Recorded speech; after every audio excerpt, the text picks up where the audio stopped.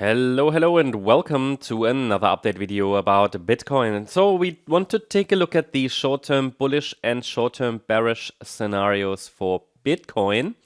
The situation hasn't really changed, and I wish I had something really new to report. It is possible that we're going to range here throughout the weekend a little bit between support and resistance. Let me adjust the resistance area a little bit here to the right. And we'll talk about the short-term bullish and short-term bearish scenarios. Now, short-term bullish. Let's talk about that. I'm not going to talk about the long-term chart. I did that late yesterday. Obviously, also this one hasn't changed. At the moment, the bullish count allows for the interpretation that a larger degree fourth wave, which is a large correction, and fourth waves are often corrective sideways structures and boring and frustrating. You see that here. This was a fourth wave, just a range-bound movement. That it bottomed around the January lows, 13th of January.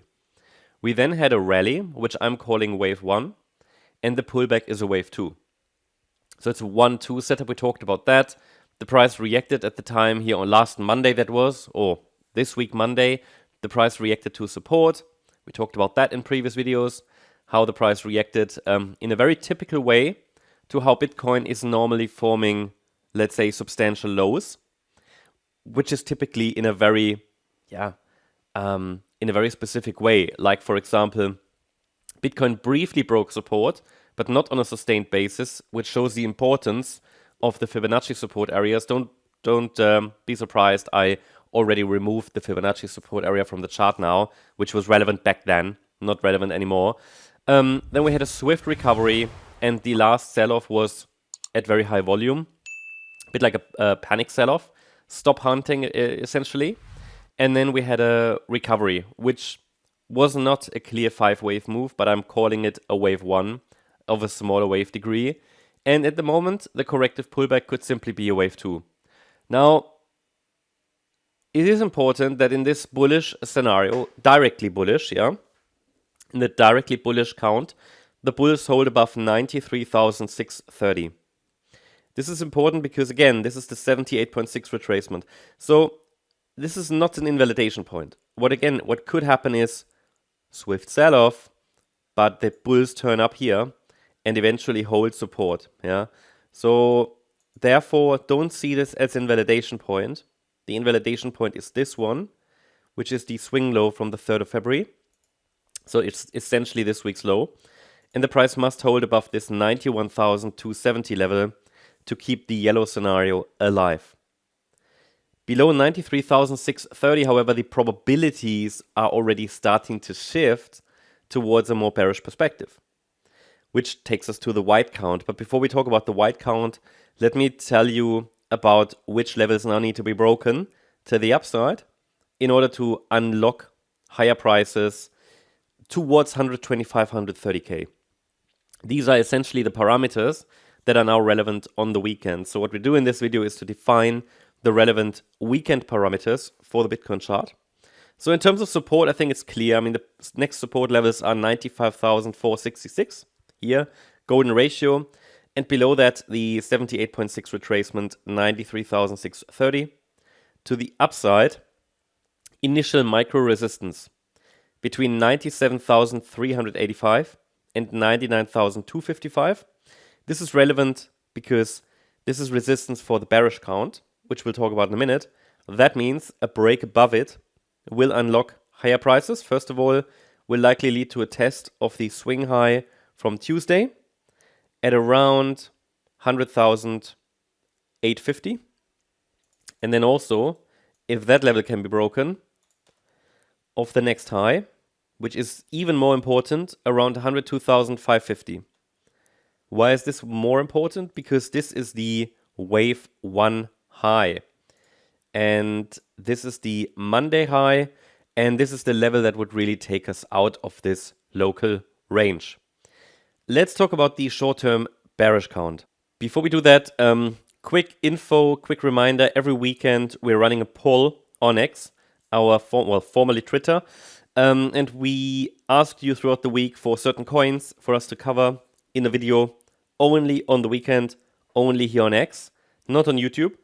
And you can vote for it. You can still vote. 7 hours are left, so you have plenty of time. You can give it your vote and maybe still steer this into another direction. We've got Arrow near ICP and WIF. If you want a specific one covered, then vote. Last week it was looking similar. It was different coins, obviously, but the one that was leading back then, after I mentioned it on YouTube, well, another coin made it. I think it was eGold. So, yeah, give it your vote if you like to. And also you can follow us here, subscribe, well, for free on X for additional info. You can see there are additional updates here. Mindset stuff and additional content, some memes and some funny stuff and mindset stuff. So check it out if you're interested. But let's go back to the live chart. So the link for that is in the description. It's our X Twitter link. Please make sure, and that's one more thing I want to mention, we will never contact you directly on social media.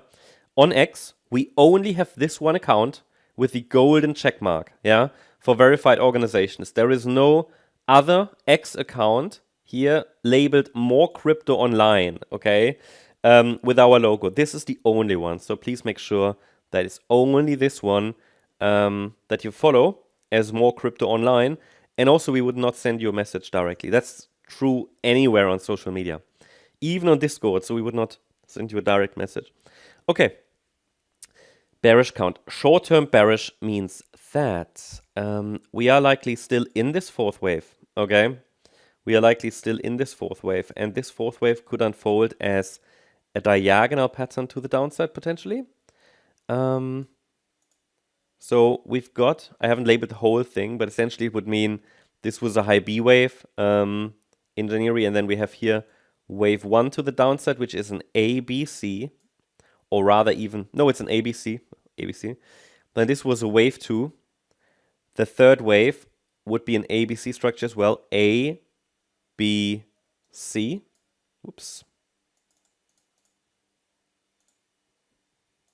And that C wave might be unfolding right now as a 5-wave move. 1, 2, 3, 4, 5. And then this third wave could lead to another bounce in wave 4 and another low to complete this pattern, probably in the low to mid 80K region. But this is not a high confidence scenario either, because we are currently witnessing not very impulsive sell-offs. Also, this last decline looks like a 3-wave move. So I'm still slightly leaning towards the bullish count. Could be wrong about that, but for me, you know, the reward to risk ratio is just more on the long side across the sector after the Monday sell-off. But please note, below 93,630, if there's a sustained break, I would more strongly lean towards the white count. And it could send us into the mid to low 80K region. What I think could be relevant on the weekend, again, is this resistance area. If this here is somehow a wave 1 to the downside, then we could be working on a wave 2 now. This is not a prediction. I'm just highlighting, you know, there's a resistance area there. And we might just spend a bit of time just moving sideways over the weekend. So it's not going to be the most exciting one. So if you're bored, just vote for a coin on X.